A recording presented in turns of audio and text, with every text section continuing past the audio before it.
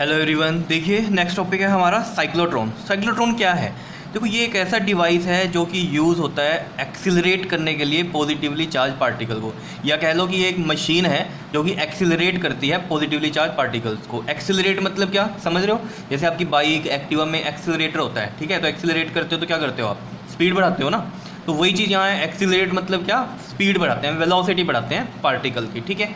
तो इसका यूज़ क्या है? एक्सेलरेट क्यों, क्या करने की ज़रूरत पड़ गई आपको पॉजिटिवली चार्ज पार्टिकल को? तो देखो यूज़ क्या, जैसे न्यूक्लियर रिएक्शंस में इसका यूज़ होता है। जैसे न्यूक्लियर रिएक्शंस में न्यूक्लियस की स्टडी करनी है, तो न्यूक्लियस को ब्रेक करना है। न्यूक्लियस को ब्रेक कैसे करेंगे हम?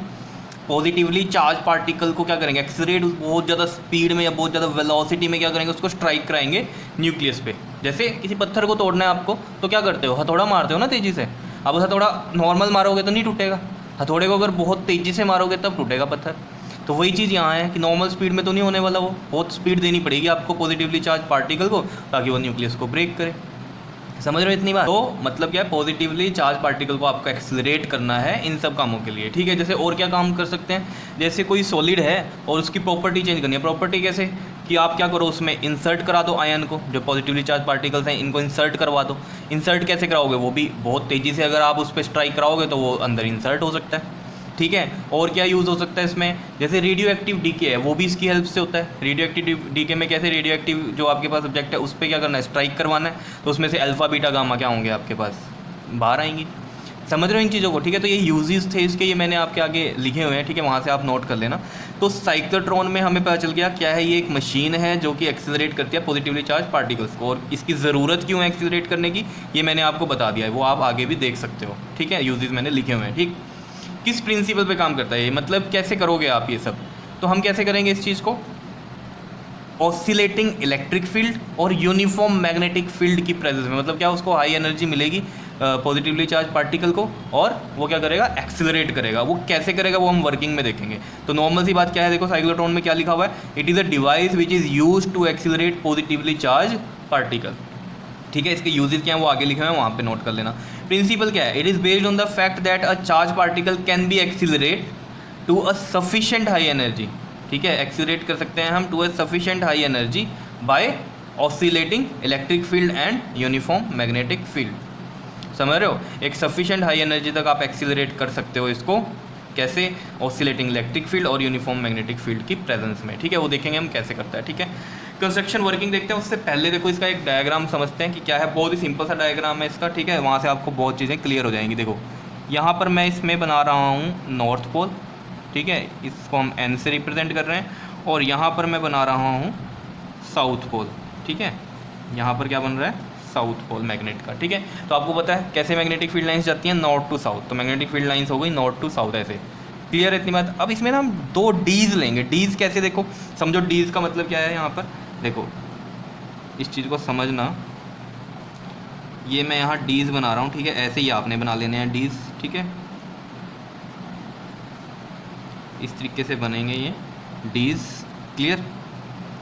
यहाँ पर भी हम इस तरीके से बनाएंगे इसको।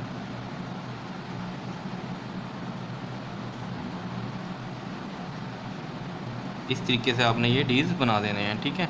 ये देखो यहाँ पर भी इस तरीके से बनाएंगे।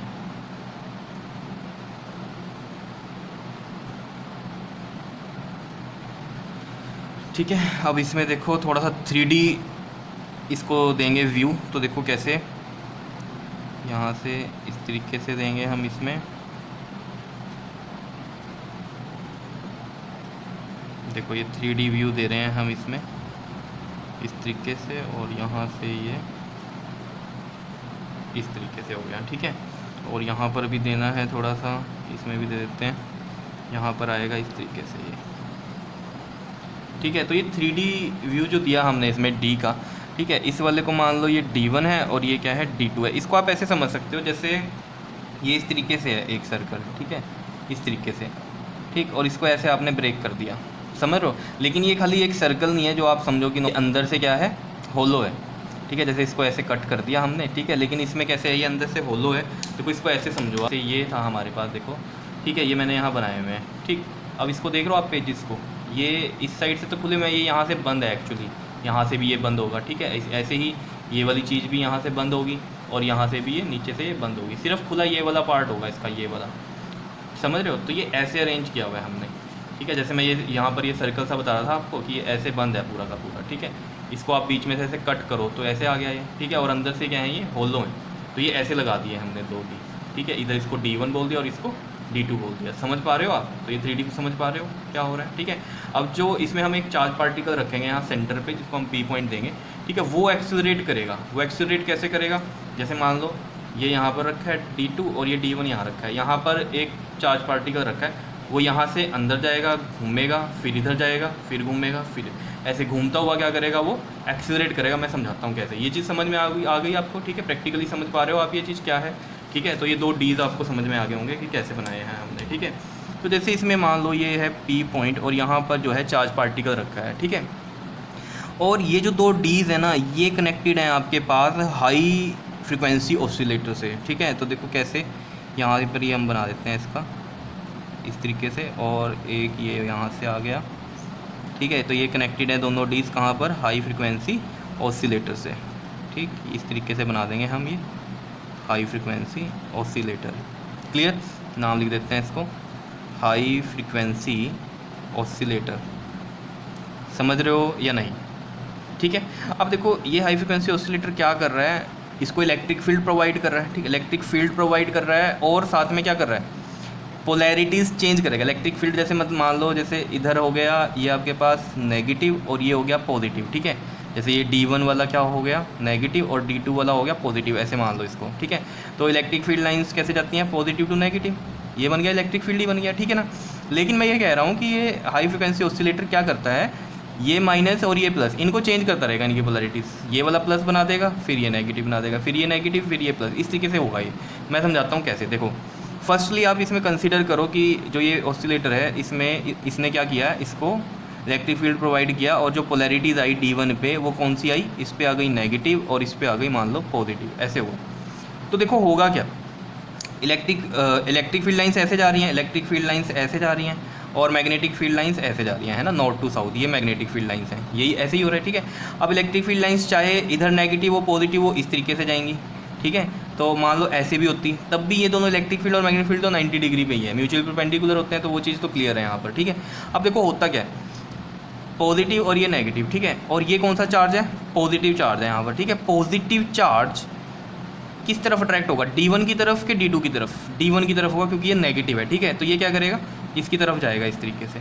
लेकिन जैसे ही अंदर एंटर करेगा तो क्या होगा, ये ठीक है, इसकी वजह से नेगेटिव की वजह से इधर आ गया, लेकिन जैसे ही अंदर एंटर करा, जैसे मैंने आपको बताया था ये वाला ये होलो है, ठीक है।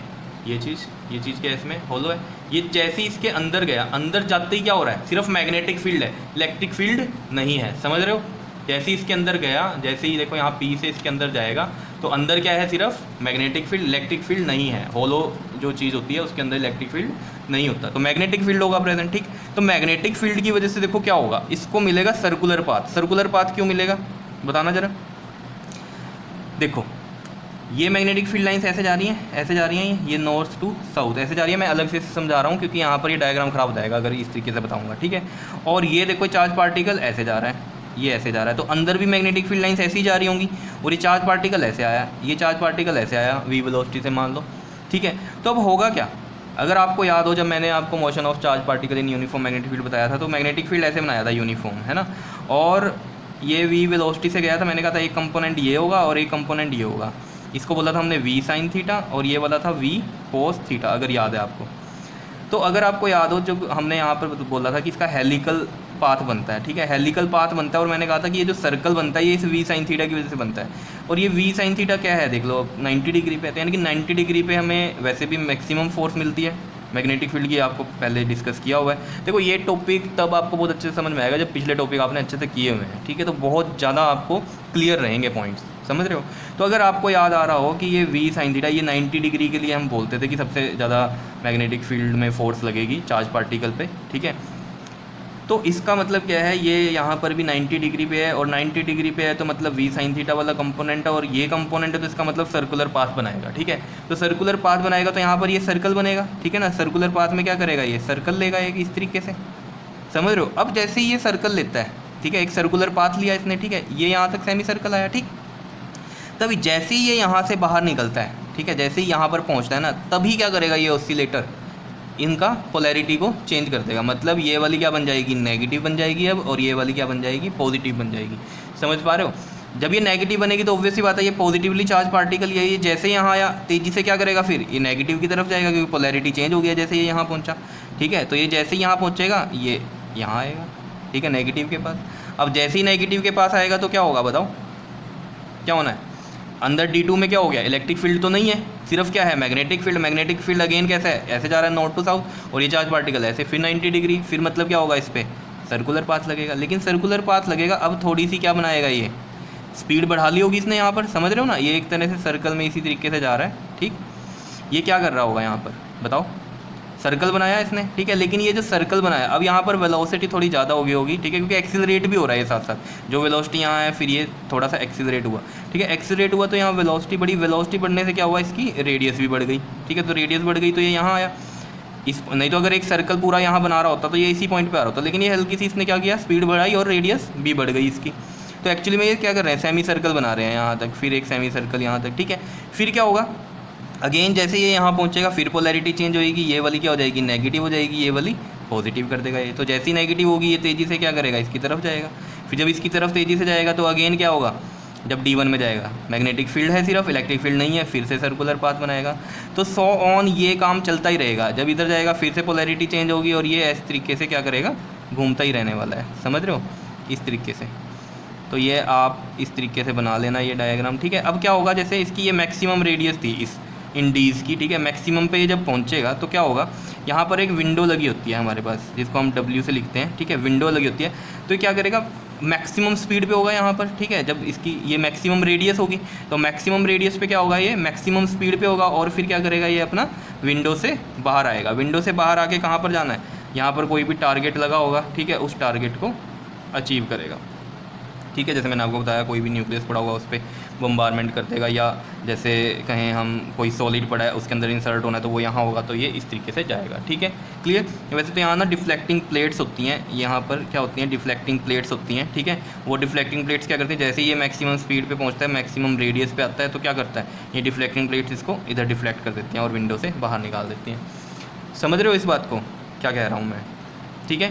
तो मतलब कि काम क्या हो रहा है, ये हाई फ्रिक्वेंसी ऑसिलेटर क्या करता है, पोलैरिटीज़ चेंज करता है। पोलैरिटीज़ चेंज करनी जरूरी है, क्योंकि जैसे ये यहाँ से चला, ठीक है, D1 नेगेटिव था तो ये पॉजिटिव वाला नेगेटिव की तरफ अट्रैक्ट हुआ, और फिर जैसे ही अंदर गया डीज के तो क्या हुआ, मैग्नेटिक फील्ड प्रेजेंट था, इलेक्ट्रिक फील्ड तो होता ही नहीं होलो के अंदर, क्योंकि ये होलो है अंदर से। तो ये अंदर क्या हुआ, सर्कुलर पाथ लिया इसने, सर्कुलर पाथ लिया, और फिर जब ये यहाँ पहुँचता है तभी पोलैरिटी दोबारा चेंज होती है, यहाँ नेगेटिव आ जाता है, तो फिर उसकी वजह से ये फिर इधर जाता है, फिर अंदर इलेक्ट्रिक फील्ड नहीं है, मैग्नेटिक फील्ड है, तो फिर ये सर्कल बनाता है। इस तरीके से सॉन ये चलता रहता है, समझ रहे हो। बस मेन चीज़ क्या होती है यहाँ पर, कि जब जैसे ही ये यहाँ पहुँचा है तो इधर पोलैरिटी नेगेटिव होनी चाहिए, जैसे ही ये इस साइड से यहाँ पहुँचेगा तो इस साइड की पोलैरिटी नेगेटिव होनी चाहिए, तो पोलैरिटीज़ होनी चाहिए चेंज, समझ रहे हो, क्योंकि ये पॉजिटिव चार्ज पार्टिकल है, नेगेटिव की तरफ ये अट्रैक्ट होगा, समझ रहे हो। और ये जो टाइमिंग है ना इसकी, ये बिल्कुल सेम होनी चाहिए। जैसे मान लो इसने ये वाला पाथ कवर किया, ये सेमी सर्कल का, ठीक है, जितना पाथ ये कवर किया, जितना टाइम इसको यहाँ लगा, इतना पाथ कवर करने में, हम समझ रहे हो, जितना टाइम लगा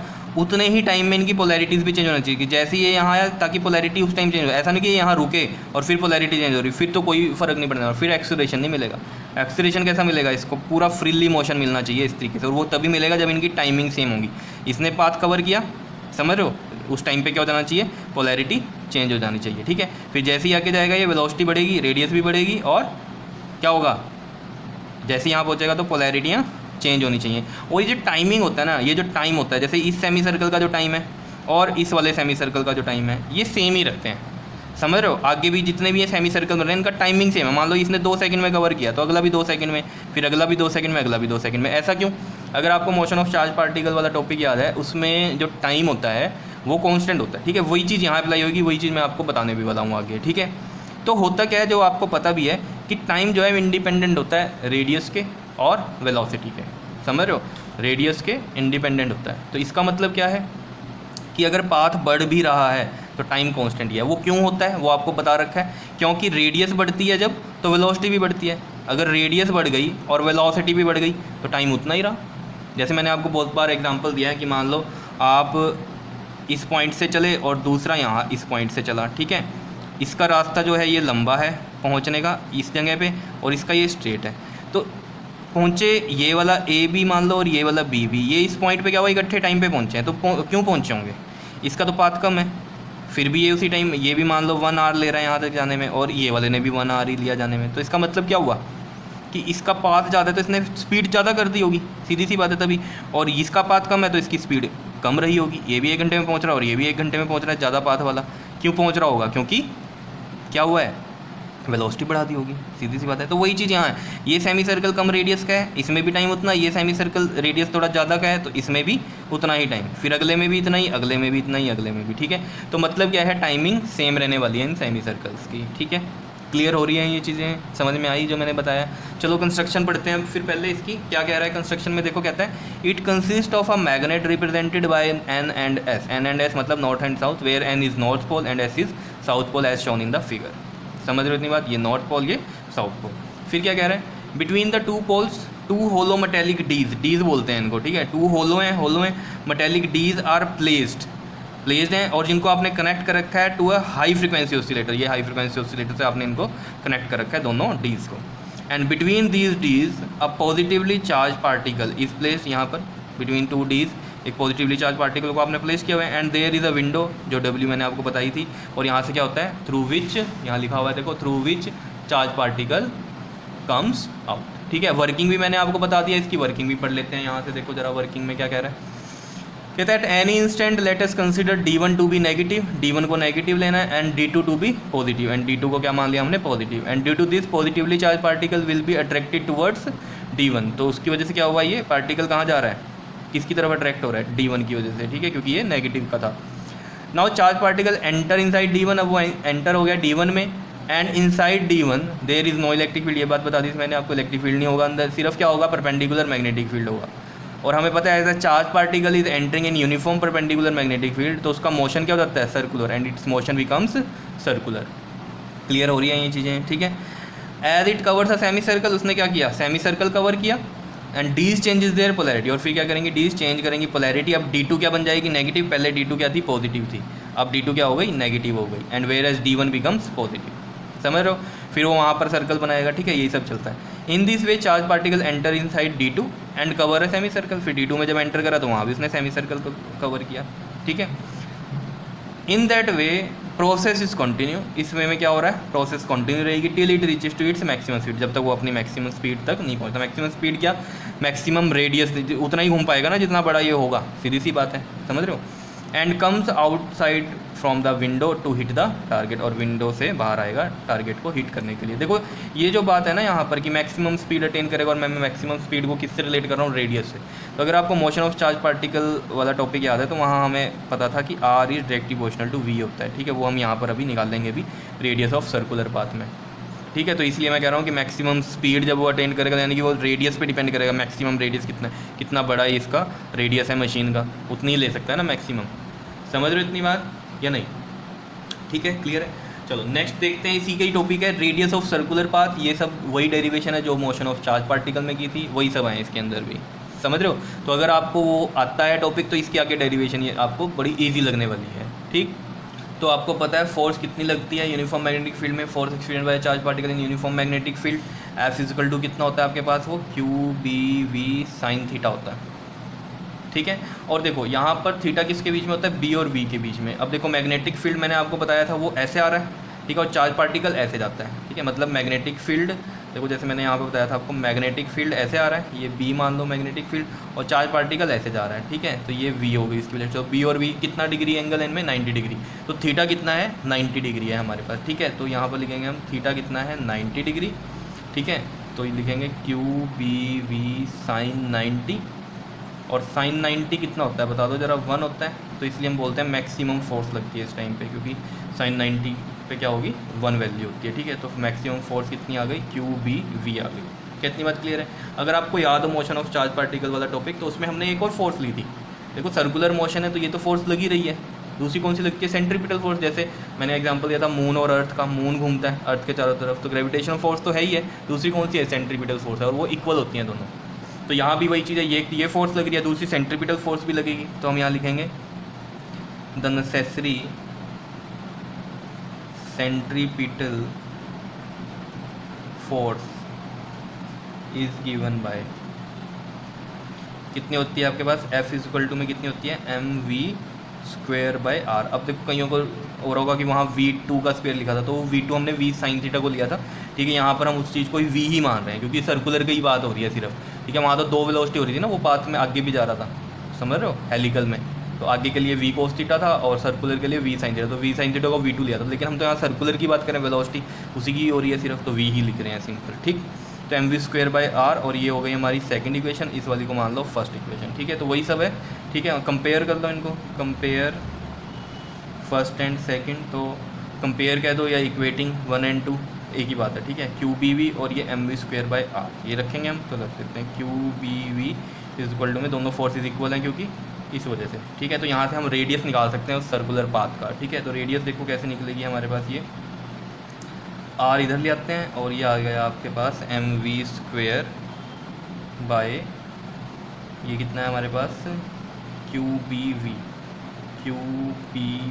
देखो एक v से ये वाला v कटा, तो r कितना आ गया हमारे पास, mv/QB।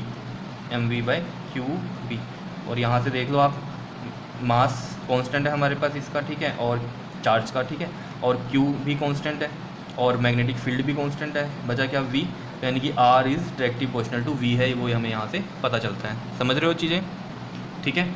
इसको मान लो थर्ड इक्वेशन, और इसके बारे में यहाँ लिख देते हैं हम कि फ्रॉम हेयर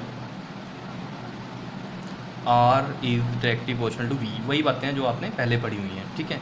और ये रेडियस किसकी है, सेमी सर्कल की है, ये बात याद रखना। वहाँ हम रेडियस ले रहे थे किसकी, पूरे सर्कल की, और यहाँ रेडियस किसकी है, सिर्फ ये सेमी सर्कल की। यहाँ पर देखो ये वाली रेडियस इसकी होगी सेमी सर्कल की, इतना पार्ट ये यहाँ तक, ठीक, इतने पार्ट की हो गई। फिर अगले में अगले की, क्योंकि देखो ना ये चीज़ यहाँ पर मिलती तब हम कहते हैं रेडियस सेम है, अगले में तो क्या हो रहा है, यहाँ पर आ रही है, समझ रहे हो बात को या नहीं। तो ये रेडियस किसकी निकली है हमारे पास, सेमी सर्कल की निकली है, ठीक है, क्योंकि सेमी सर्कल की रेडियस सेम है, उसके बाद वो चेंज होती जा रही है। यहाँ तक रेडियस सेम है, फिर अगले वाले की रेडियस सेमी सर्कल के लिए सेम है, फिर अगले सेमी सर्कल में रेडियस सेम है, ठीक है, ऐसे हो रहा है, ठीक। तो r इज डायरेक्टली v, तो इस बात को हम लिख सकते हैं यहाँ क्या, it is the radius of semi circle covered by the charge particle, समझ रहे हो। तो ये बात हमने यहाँ पर लिख दिया कि it is the radius of semi circle covered by the charge particle. तो ये रेडियस किसकी है, सेमी सर्कल की है, समझ रहे हो।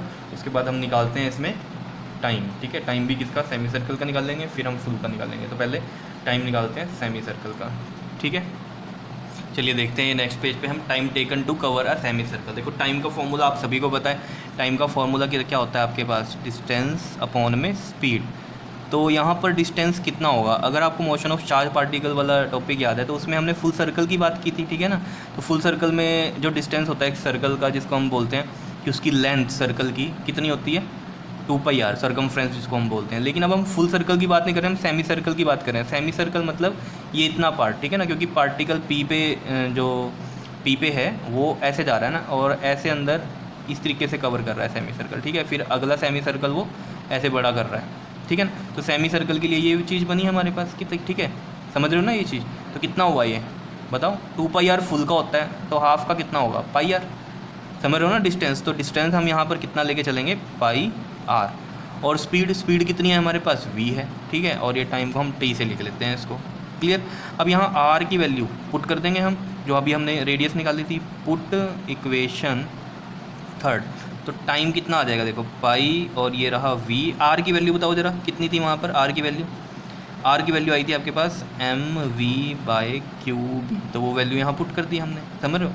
इस v से ये भी कैंसिल हो गया, तो टाइम कितना आ रहा है आपके पास, टाइम आ रहा है पाई m अपॉन में QB, ये वैल्यू आ रही है, ठीक है। अब ये टाइम पीरियड भी आप यहाँ से देख सकते हो कि ये कांस्टेंट है। कांस्टेंट क्यों, देखो पाई तो कांस्टेंट ही वैल्यू होती है, मास भी कांस्टेंट है, चार्ज भी कांस्टेंट है, मैग्नेटिक फील्ड भी कांस्टेंट है, समझ। तो यानी कि टाइम फिक्स है सेमी सर्कल्स का, जो मैं आपको बता रहा था। चलो चलते हैं फिर से उसी डायग्राम पे। देखो यहाँ पर ये चीज़ ही तो मैं आपको बता रहा था कि ये सेमी सर्कल का जो टाइम होगा, अगले सेमी सर्कल का भी टाइम पीरियड वही है। क्यों है, क्योंकि ना तो वो रेडियस पे डिपेंड कर रहा है, ना ही वेलोसिटी पे डिपेंड कर रहा है। उसका फॉर्मूला जो टाइम का आया है आपके पास क्या आया है, πm/QB। क्यू बी, टी की जो वैल्यू आई है वो कितनी आई है आपके पास, पाई एम बाई क्यू बी। तो जो टाइम पीरियड है इस सेमी सर्कल का भी सेम है, मान लो ये फर्स्ट वाला 2 सेकंड में हो रहा है, सेकंड वाला भी 2 सेकंड में, थर्ड वाला भी 2 सेकंड में, और फोर्थ वाला भी 2 सेकंड, मतलब हर सेमी सर्कल का टाइम क्या है, फिक्स है, क्योंकि रेडियस बढ़ रही है, समझ रहे हो, ठीक है, रेडियस बढ़ रही है लेकिन टाइम क्या है, फिक्स है। जैसे हम कहते हैं ना पाथ बढ़ रहा है तो टाइम फिक्स क्यों है, टाइम भी बढ़ना चाहिए। तो वो चीज़ आपको मैंने बताई भी थी यहाँ पर कि रेडियस जो है डायरेक्टली प्रोपोर्शनल टू है v। तो अगर रेडियस बढ़ रही है तो वेलोसिटी भी बढ़ रही है, वेलोसिटी बढ़ रही है तो वो टाइम को कंपनसेट कर रही है, तो उतना ही टाइम ले रही है वो। समझ रहे हो इतनी बात या नहीं? तो टाइम पीरियड क्या है, कांस्टेंट है, ये चीज़ समझ में आ रही है या नहीं? और क्या कारण है टाइम पीरियड कांस्टेंट है, क्योंकि r और डायरेक्टली प्रोपोर्शनल टू किसके होता है, v के। तो ठीक है, रेडियस बढ़ रही है लेकिन वेलोसिटी भी बढ़ रही है, ये हमने अभी जब रेडियस वाला टॉपिक किया था उसमें ये चीज़ हमारी क्लियर हुई थी। समझ रहे हो? चलते हैं दोबारा से अपने टॉपिक पे। तो हम यहाँ पर लिख सकते हैं कि टाइम पीरियड क्या है, वो कांस्टेंट है। तो हम यहाँ लिख देंगे time is constant as r is directly proportional to v। क्यों है टाइम कांस्टेंट सेमी सर्कल का? क्योंकि r बढ़ता है सेमी सर्कल में, वो हमें पता है, लेकिन r बढ़ने से वेलोसिटी भी बढ़ जाती है। वेलोसिटी बढ़ने से क्या हो रहा है, टाइम उतना ही लग रहा है। समझ रहे हो इतनी बार? ठीक है। अब जैसे हमें फ्रीक्वेंसी निकालनी है, अब फ्रीक्वेंसी के लिए हमें पता है फॉर्मूला क्या होता है, 1 में टाइम पीरियड, और वो टाइम पीरियड होता है फुल सर्कल का, और ये किसका है, हाफ सर्कल का है। तो हमें पहले टाइम पीरियड निकालना पड़ेगा क्योंकि हम फ्रीक्वेंसी निकालना चाहते हैं। ठीक है, तो देखो यहाँ हम लिखेंगे total time to complete 1 circle.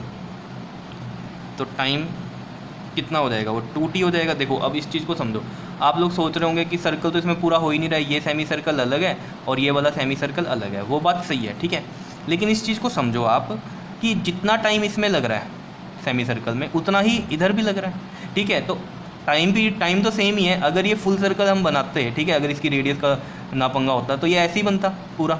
ठीक है, वो ठीक है, इधर जाके वो घूम जाता है इस तरीके से ताकि वो अगला भी सर्कल बनाएगा। ठीक है, इसी तरीके से घूमता है। ठीक है, लेकिन आप इस चीज़ को समझो कि जो टाइम पीरियड है वो सेम है, इस सेमी सर्कल का भी और इस सेमी सर्कल का भी। और दोनों ये अगर सेमी सर्कल हम मिलाएं, अगर ये मान लो ये रेडियस इसकी ना बढ़ती इधर, ये प्रॉपर ऐसे होता तो पूरा ही सर्कल बनता। ठीक है, तो हम इसको कंसीडर करके चलते हैं कि एक सर्कल को, ठीक है, अगर ये एक सर्कल बनता इसका तो इतना ही चक्कर कटता। समझ रहे हो? पूरा सर्कल पूरा तो उतने में ही करता ना जितना इसमें कर रहा है, उतना इधर से करता। समझ रहे हो इस बात को या नहीं? क्योंकि टाइम पीरियड तो कांस्टेंट है ना जी, इधर भी उतना ही टाइम लग रहा है, इधर भी उतना टाइम लग रहा है। टाइम पीरियड मेरा मतलब है टाइम कौन सा, सेमी सर्कल वाला, ये वाला भी और ये वाला भी। तो ऑब्वियस सी बात है, तो हम फुल सर्कल की जब हम बात करेंगे तो हम टाइम को क्या करेंगे, 2 से मल्टीप्लाई कर देंगे, क्योंकि फुल सर्कल बनता तो वो ऐसे ही बनता। समझ रहे हो? और इसमें हम इसी वाले को मिला के इसके साथ कंसीडर कर लेते हैं फुल सर्कल टाइम पीरियड के लिए सिर्फ। ठीक है, तो t=2t है, और इसका लॉजिक है, कोई ऐसी नहीं बात है, क्योंकि टाइम सेम है, इधर वाले सर्कल का भी और इधर वाले सेमी सर्कल का भी टाइम सेम है। तो हम कंप्लीट 1 सर्कल को अगर पूरा कर रहे हैं तो हम कह रहे हैं 2 इंटू में टाइम ऑफ सेमी सर्कल। ठीक है, तो 2 है ये, और t कितना है, ये कितना है हमारे पास, पाई एम बाई क्यू बी। तो ये टाइम पीरियड निकल गया टोटल 1 सर्कल के लिए। समझ रहे हो इतनी बात या नहीं? ठीक है, तो ये वही वैल्यू है जो आपने मोशन ऑफ चार्ज पार्टिकल में लगाई थी। समझ रहे हो? उतना ही है। ठीक, ये चीज़ अगर क्लियर हो रही है तो आपको समझ में आना चाहिए। इसकी हम फ्रीक्वेंसी भी निकाल सकते हैं, और इस फ्रीक्वेंसी को हम कौन सी फ्रीक्वेंसी बोलते हैं, साइक्लोट्रॉन फ्रीक्वेंसी। साइक्लोट्रॉन फ्रीक्वेंसी, और इसको हम किससे लिखते हैं, म्यू से लिखते हैं। ठीक है, न्यू आपको पता है ना, ग्रीक वर्ड है ये फ्रीक्वेंसी के लिए, न्यू, और फॉर्मूला होता है 1/t। तो देखो 1 में, और t कितना है, ये 2πm/qb। तो qb ऊपर चला जाएगा तो मैं इसको qb बना देता हूँ। ये आ गई साइक्लोट्रॉन फ्रीक्वेंसी, qb/2πm। समझ रहे हो? और ये टाइम पीरियड भी अगर आप देख रहे हो, ये भी देखो कांस्टेंट ही है, क्योंकि ये भी सारी चीज़ें कांस्टेंट ही हैं इसमें। समझ रहे हो? तो यहाँ इससे भी जो मैंने आपको बातें पहले बताई हुई हैं मोशन ऑफ चार्ज पार्टिकल में, वही है कि टाइम कांस्टेंट है as r is directly proportional to v। क्योंकि रेडियस बढ़ती है अगले सर्कल्स के लिए तो क्या होगा, वेलोसिटी भी बढ़ती है। ठीक है, समझ रहे हो इतनी बात? ठीक है, इतनी बात याद रखना। यहाँ ये टाइम पीरियड हमने क्यों निकाला है फुल सर्कल के लिए, कि हमारी साइक्लोट्रॉन फ्रीक्वेंसी हमें मिले। और हम सर्कल को कौन से को कंसीडर करते हैं इसमें, ये वाला है सेमी सर्कल। अगर ये फुल सर्कल बनता तो ऐसे ही बनता, और ये टाइमिंग जितनी इधर है उतनी ही इधर, चाहे बड़ा बन रहा है लेकिन टाइमिंग इधर भी सेम ही है। ठीक है, तो हम इसको ऐसे कंसीडर करके चल रहे हैं 1 सर्कल। ठीक है, तो ये चीज़ हमारी क्लियर हो गई। ठीक है, उसके बाद अगर आप इसकी एंगुलर फ्रीक्वेंसी निकालना चाहते हैं तो एंगुलर फ्रीक्वेंसी भी निकल सकती है। एंगुलर फ्रीक्वेंसी को हम किससे लिखते हैं, ओमेगा से, और इसका फॉर्मूला होता है 2πf, और f की जगह यहाँ न्यू है तो 2π न्यू। तो इसको क्या लिखेंगे, देखो 2 पाई इंटू में न्यू की वैल्यू कितनी है, क्यू बी अपॉन में 2 पाई एम, 2 पाई से ये 2 पाई कैंसिल, कितना आ गया ये क्यू बी बाय एम। ठीक है, तो ये आ गई हमारे पास एंगुलर फ्रीक्वेंसी, और ये कौन सी थी, साइक्लोट्रॉन फ्रीक्वेंसी, और ये टाइम पीरियड आया है, और ये टाइम कौन सा है, सेमी सर्कल के लिए। क्या इतनी बात क्लियर है या नहीं है? ठीक है, अब इसके बाद देखो यूजेस जो मैंने शुरू में ही बताए थे आपको टॉपिक के, ठीक है, वो यहाँ पर लिखे हुए हैं, तो आप इसे नोट कर लेना। पहला क्या है, to study the nuclear reaction, दूसरा क्या है, to insert an ion in a solid, और तीसरा क्या है, use to start the radioactive decay. क्या इतनी बातें क्लियर है या नहीं है? ठीक है, अब हम देखते हैं इसमें कि काइनेटिक एनर्जी। ठीक है, काइनेटिक एनर्जी क्या होगी इस चार्ज पार्टिकल की। ठीक, देखिए काइनेटिक एनर्जी का फॉर्मूला आप सभी को पता है, के इक्वल टू कितना होता है, हाफ एम वी स्क्वेयर, के ई लिख देते हैं इसको। ठीक है, काइनेटिक एनर्जी में के ई, तो हाफ एम वी स्क्वेयर इसका फॉर्मूला होता है। ठीक है, अब देखो आपने अभी इक्वेशन थर्ड जो बनाई थी रेडियस वाली, ठीक है, रेडियस का जो फॉर्मूला था वो कितना था आपके पास, आर इज इक्वल टू में था हमारे पास M V by Q B. यहाँ से v की वैल्यू निकाल दो, देखो v की वैल्यू हम निकाल लेंगे तो ये r इधर आ गया, क्यू बी इधर है, और ये m नीचे जाएगा। ठीक है, ये v की वैल्यू आई है, इस v की वैल्यू को इसमें पुट कर दो काइनेटिक एनर्जी में, तो देखो क्या होता है, kinetic energy is equal to में हाफ m, और v की वैल्यू ये है, इसको पुट करो यहाँ r q B by m, और स्क्वायर है, v का स्क्वायर है तो ये स्क्वायर आ गया। ठीक है, ये स्क्वायर आ गया, तो देखो कितना बनता है, half m r square q square B square, और साथ में है ये एम का स्क्वेयर। ठीक है, एक एम से ये वाला एम गया, कितना आ गया आपके पास, ये half r square q square B square by m, ये आ गया आपके पास काइनेटिक एनर्जी।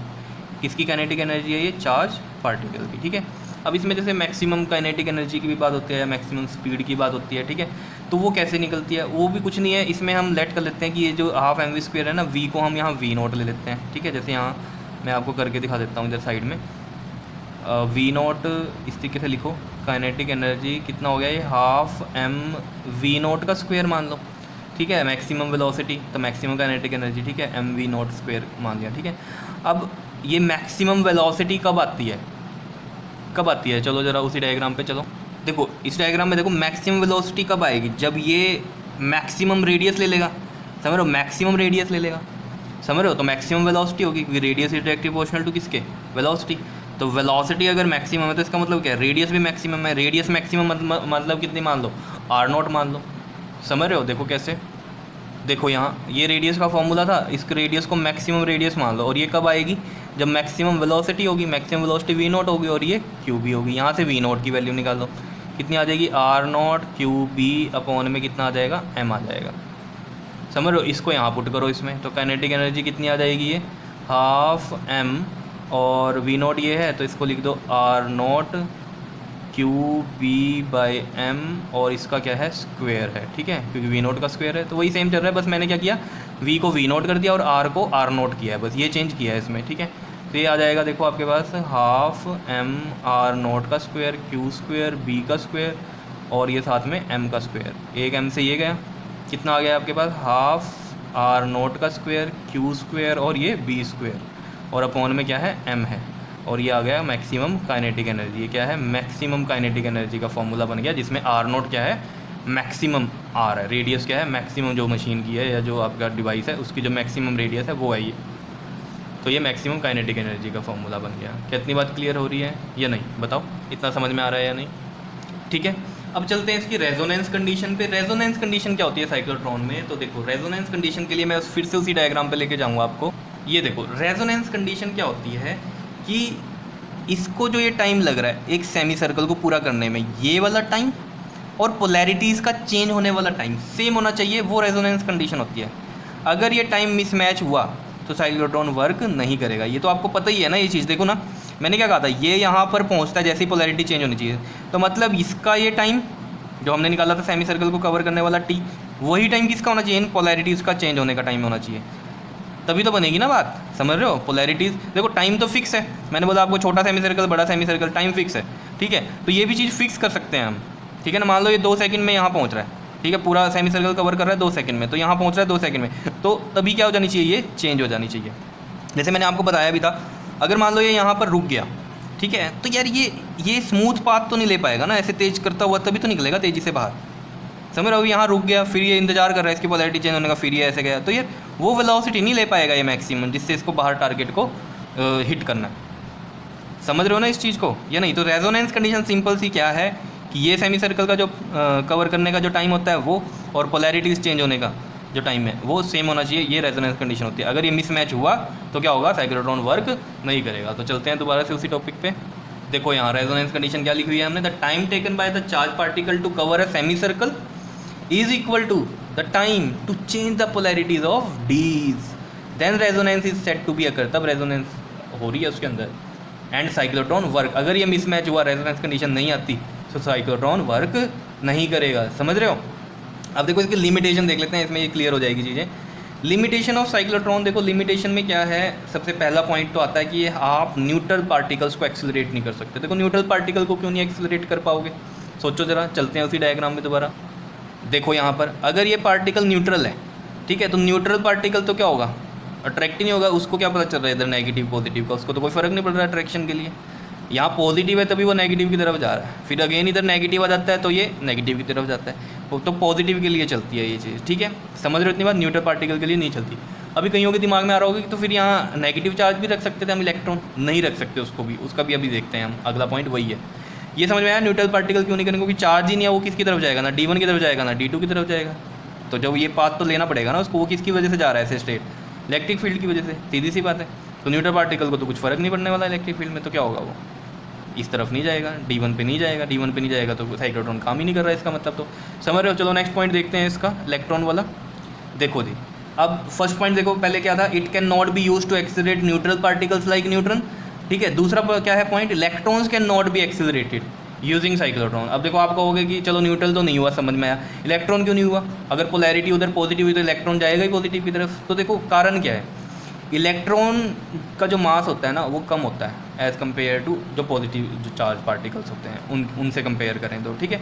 तो मास कम है तो वेलोसिटी ज़्यादा अटेन कर लेगा। वेलोसिटी ज़्यादा अटेन कर लेगा तो जो टाइमिंग फिक्स हुई है आपकी, ठीक है, वो अटेन करेगा ही नहीं। समझ रहे हो? जो टाइमिंग फिक्स है पोलैरिटीज़ चेंज वाली, वो पहले ही आगे वहाँ खड़ा हो जाएगा, क्योंकि वो वेलोसिटी क्या है उसकी बढ़ जानी है, क्योंकि इलेक्ट्रॉन क्या है? हल्का है। देखो ये चीज़ लिख रहा है कि electrons can not be accelerated using cyclotron because their acceleration is high. वो बहुत ज़्यादा स्पीड ले लेते हैं, एक्सेलरेशन हाई हो जाता है उनका। क्यों? क्योंकि वो हल्के होते हैं। ये बात याद रखना, नेगेटिव या हम कहें इलेक्ट्रॉन्स क्या हैं? हल्के हैं पॉजिटिव वालों से, ठीक है। जैसे आपको पता भी है इलेक्ट्रॉन क्या होते हैं, इलेक्ट्रॉन का मास कम होता है, प्रोटॉन का मास ज़्यादा होता है, ये चीज़ आपको पता भी है, ठीक है। तो एक्सेलरेशन उनमें हाई हो जाती है। हाई होने की वजह से क्या है? जो टाइमिंग फिक्स हुआ है आपका पोलैरिटीज़ चेंज वाला, वो क्या होता है? मिसमैच होगा, ठीक है। And it goes out of step very early, और वो बहुत पहले ही स्टेप से क्या हो जाता है? बाहर हो जाता है। क्यों? क्योंकि वो पहले ही आ जाएगा, वेलोसिटी ज़्यादा हो गई। अभी टाइमिंग क्या है पोलैरिटीज़ की? वो थोड़ी देर में चल रही है चेंज होने की, तो फिर वो क्या है? वो अटेन नहीं कर पाता वो चीज़ जो साइक्लोट्रॉन में हमें चाहिए। समझ रहे हो इस चीज़ को या नहीं? समझ रहे हो ना इस बात को? ये देखो दोबारा से चलते हैं डायग्राम पे। ये देखो यहाँ से समझो दोबारा बात को। जैसे मान लो यहाँ इलेक्ट्रॉन है, ठीक है। अब वो कह रहे हैं हम कि स्पीड ज़्यादा लेगा, ठीक है। मान लो इनकी कोई टाइमिंग फिक्स हुई है, ठीक है। अब ये क्या कर रहा है? मूवमेंट हो रही है इसकी, सर्कुलर पाथ ले रहा है, लेकिन अब जो हम कह रहे हैं वेलोसिटी, जो ये हम कह रहे हैं कि इनका जो टाइमिंग है फिक्स हो गया है D1 D2 का, ठीक है। अब ये क्या कर रहा है? हल्का होने की वजह से स्पीड ज़्यादा ले रहा है, तो ये पहले ही आके खड़ा हो गया है। अब वो टाइम चेंज हो रहा है धीरे। समझ रहे हो इतनी बात? तो फिर क्या हो रहा है? वो ये चीज़ अटेन नहीं कर पाएगा जो कि पॉजिटिव वाले अटेन कर पा रहे थे, क्योंकि वो क्या कर रहा है? एक्सेलरेशन बहुत ज़्यादा हो रहा है, बहुत हाई हो रहा है उसके अंदर इलेक्ट्रॉन्स में। तो इलेक्ट्रॉन्स भी हम नहीं यूज़ कर सकते यहाँ पर। क्लियर है इतनी बात या नहीं? चलो नेक्स्ट पॉइंट को देखते हैं। वहाँ पे देखो ये जो पॉइंट है ना, ये बड़ा इंपॉर्टेंट है, इस पॉइंट को समझो। देखो क्या कहता है? Positively charge particle also can not be accelerated using cyclotron beyond a certain limit. मतलब हम कह रहे थे ना पॉजिटिव वाले तो कर सकते हैं साइक्लोट्रॉन में, लेकिन उसकी भी एक लिमिट है। उसको भी हम एक पर्टिकुलर वेलोसिटी तक ही उसके अंदर करवा सकते हैं मूवमेंट, या एक्सिलरेट करवा सकते हैं। समझ रहे हो? उसके बाद वो भी नहीं करेगा। देखो क्या मतलब हुआ इसका? कह रहा है positively charge particle also can not be accelerated using cyclotron beyond certain limit because कह रहा है ना, क्यों ऐसा? क्यों? एक पर ऐसा नहीं कि जितना मर्जी वेलोसिटी बढ़ा देंगे पॉजिटिव वाला हम कर सकते हैं साइक्लोट्रॉन में, तो जितनी मर्जी वेलोसिटी बढ़ा दो, ऐसा नहीं होता।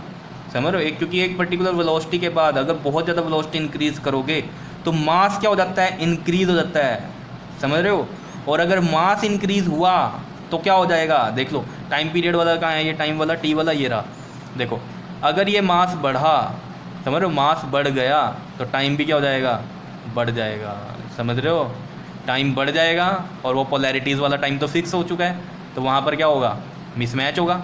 मिसमैच होगा तो क्या होगा, साइक्लोट्रॉन वर्क नहीं करेगा। यही चीज़ है, देखो यहाँ पर मैंने लिख भी रखा है। So time period of the semi circle is also increased and synchronization is cut out. Synchronized क्या होता है, सिंक्रोनाइज्ड वही है सेमी सर्कल का टाइम, और उधर पोलैरिटीज़ का जो टाइमिंग है वो सेम है, ये होती है सिंक्रोनाइजेशन, एक जैसा, समझ रहे हो। तो सिंक्रोनाइजेशन कट आउट हो जाती है और साइक्लोट्रॉन स्टॉप कर देता है वर्किंग को। अब मेन कहानी पे चलते हैं कि वेलोसिटी इंक्रीज़ हो रही है तो मास इंक्रीज़ कैसे हो रहा है आपके पास, समझ रहे हो। इस कहानी को समझते हैं ज़रा।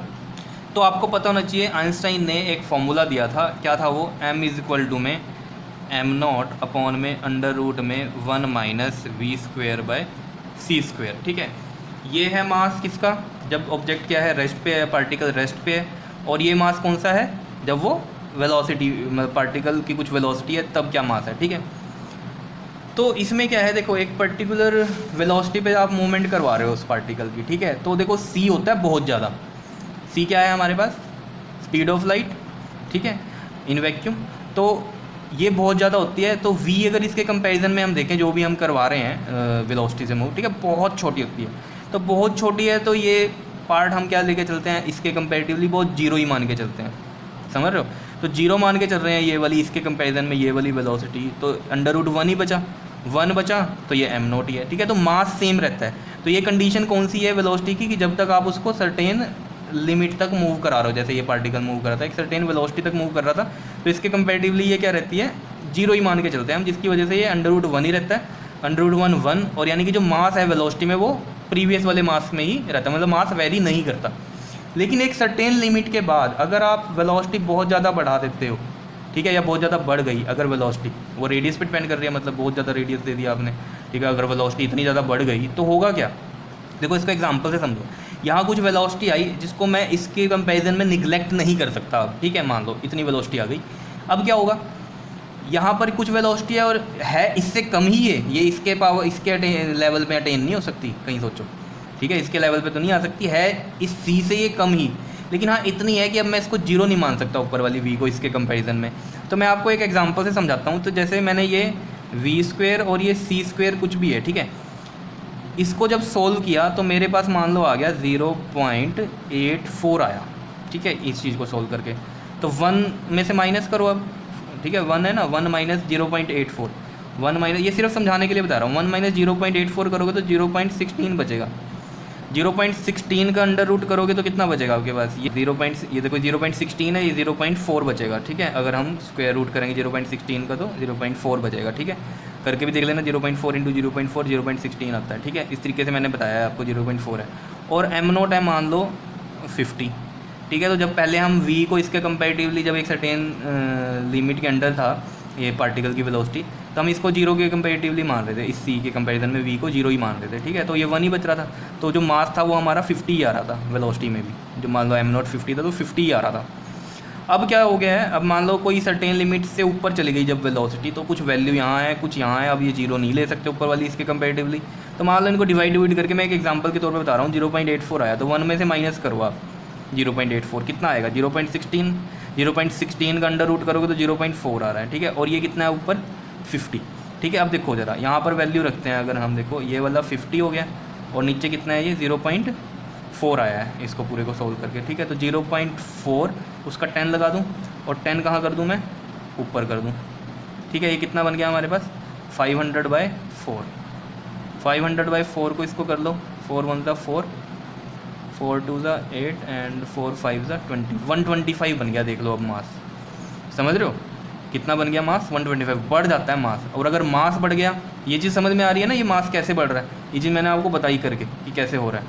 तो मास बढ़ रहा है तो इस वाले टाइम पीरियड से आपको देखो, ये वाले टी से मास बढ़ गया तो टाइम भी बढ़ेगा, टाइम बढ़ गया तो पोलैरिटी वाला तो टाइम फिक्स है, तो वहाँ से क्या होगा, सिंक्रोनाइजेशन कट आउट होगी, सिंक्रोनाइजेशन कट आउट होगी तो क्या होगा, साइक्लोट्रॉन काम नहीं करेगा, ठीक है। तो ये समझ में आया, तो इसको नोट कर लेना अच्छे से, ठीक है। और नहीं समझ में आ रहा है एक बार वीडियो में तो दोबारा देखो, ठीक है, आ जाएगा समझ में। बहुत ही सिंपल सा टॉपिक है लेकिन इम्पोर्टेंट भी है। क्लियर, ओके जी, थैंक यू।